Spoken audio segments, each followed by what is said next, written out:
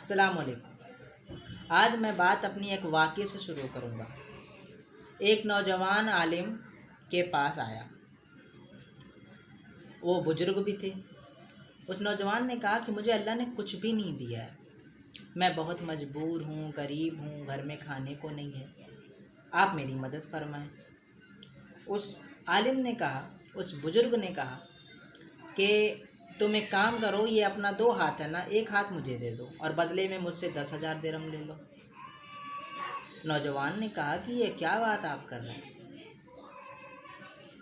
फिर आलिम ने कहा अच्छा ठीक है, तुम्हारे पास अल्लाह ने 2 आँखें दी हैं, एक आँख मुझे दे दो और बदले में 10,000 दिरहम ले लो। उसी तरीके से फिर जो है उन्होंने पैर के बारे में कहा कि भाई तुम्हारे पास 2 पैर है, एक पैर मुझे दे दो, एक पैर जो है बदले में 10,000 दिरहम ले लो। उसने कहा कि नहीं, नौजवान ने कहा नहीं, ऐसा नहीं हो सकता।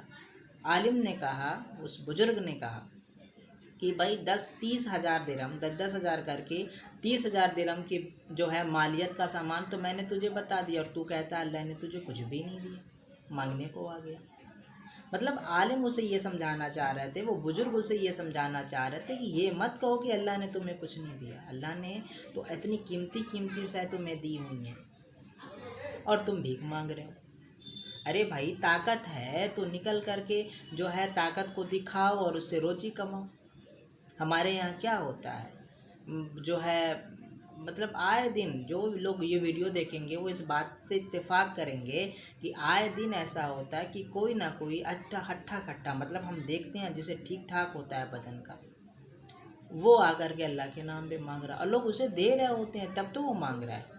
यानी अगर कोई मांगे और उसे मिले ना, दिन भर मांगे और मिले ही ना, तो वो क्यों जो है मांगेगा।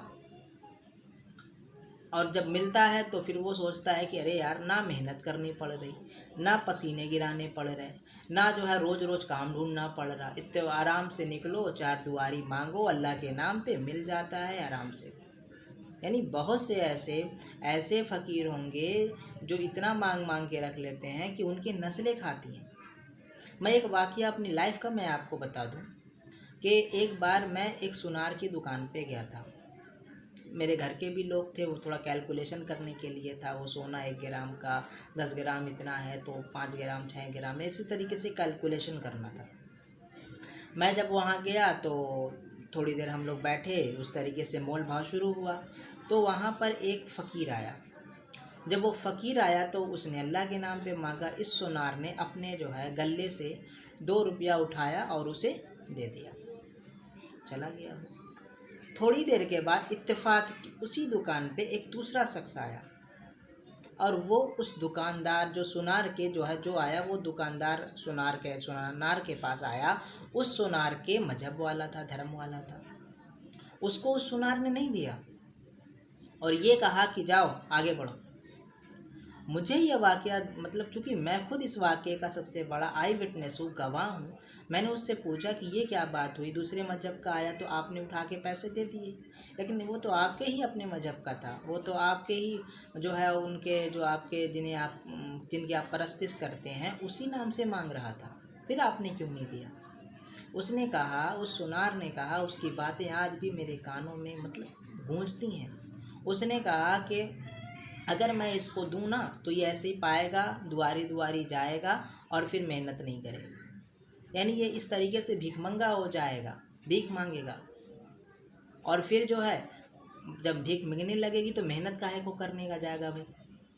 तो इसलिए मैंने इसको नहीं दिया ताकि ये मेहनत करे और मेहनत से अपने घर द्वार को चलाए, अपनी बीवी बच्चों के पेट को पाले।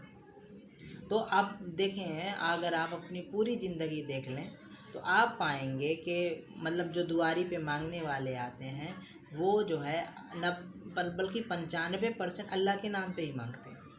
अब ये बहस अलग है कि हाँ, वो उनको पता है कि अल्लाह के नाम पे हम देते हैं इसलिए वो मांगने आते हैं, फिर उनका मज़हब कुछ भी हो सकता है। ये तो हो सकता है ना, ये तो बात सही है भाई, ये बात तो हम सोच सकते हैं। हाँ भाई, मुस्लिम एरिया है, मुस्लिम एरिया में जब भी कोई मांगने को आएगा तो अल्लाह के नाम से ही मांगने को आएगा, क्योंकि उनको पता होता है ये इस मज़हब के लोगों का है, इस मज़हब के नाम ऐसे मांगेंगे तो मिलेगा। बात तो ठीक चले, मैं मानता हूँ। लेकिन आप बाहर भी गए होंगे, ट्रेन से सफ़र किया होगा, बसों से सफ़र किया होगा, कहीं घूमने गए होंगे, वहाँ आपने फ़कीरों को देखा होगा, वो भी तो उसी मजहब वही से मांगते हैं, उसी नाम को लेकर मांगते हैं। मेरी केस में तो मैंने अपनी लाइफ में तो 95% यही देखा है। आप अगर ट्रेन से सफ़र करें तो बोगियों में बहुत से आते हैं, आप कैलकुलेशन कर लें, देख लें कि किस नाम से मांगने वाले ज़्यादा लोग होते हैं। तो हरी सा वो चादर लिए होते हैं। कहने का मतलब ये है, मुझे बहुत लंबा चौड़ा इस पे तकरीर या भाषण नहीं देना है, मुझे बस ये कहना है कि तब तक ना मांगे जब तक जो है आपके जिस्म में ताकत हो। और अगर वाकई अल्लाह ताला किसी वजह से इंसान माजूर हो जाए, मतलब कभी हालात अल्लाह ताला की तरफ से आ जाए, फिर तो बात अलग है, क्योंकि जाहिर हालात तो आएंगे, वरना जो अमीन है जिनकी ज़कातें बनती है 2.5%, वो देंगे किसको? जो हमारा फितरा है, ज़कात है, इस तरीके की पैसे निकलते हैं, वो कहाँ जाएंगे? तो जाहिर है ऐसे लोग तो हमेशा रहेंगे, तभी तो ज़कात है, वो होंगे। अच्छा, एक में है तो जो देने वाले हैं उनका भी कुछ जो है इसमें अहम रोल है। वो कम से कम ये देखें, वो अपने एरिया में पता करें, ऐसे शख्स को देना ज़्यादा बेहतर है जो शख्स मेहनत करे लेकिन उसका घर ना चल पाए।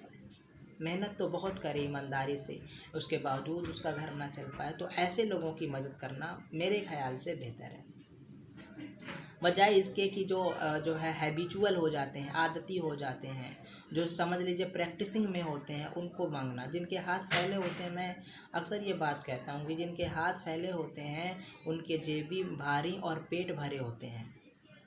भाई जिनकी आदत है हाथ पसार के लोगों के सामने मांगने की, जाहिर है हम देने की आदी है ना, हम तो देते हैं। मैंने तो बहुत बार देखा है, लोग बड़ी आसानी से दे देते हैं, हम भी दे देते हैं। बजाय ये कि हाँ भाई इस तरीके से इसकी आदत ख़राब होगी, कभी नहीं सोचते। तो खैर वीडियो लंबा हो जाएगा। उम्मीद है कि मैंने जो मैसेज आपको देने की कोशिश की है, कई तरीके की बातें बताई हैं, ये बातें आपको समझ आएंगी। तो मिलते हैं नेक्स्ट वीडियो में, अपना ख्याल रखें, तब तक के लिए शुक्रिया। अस्सलाम वालेकुम।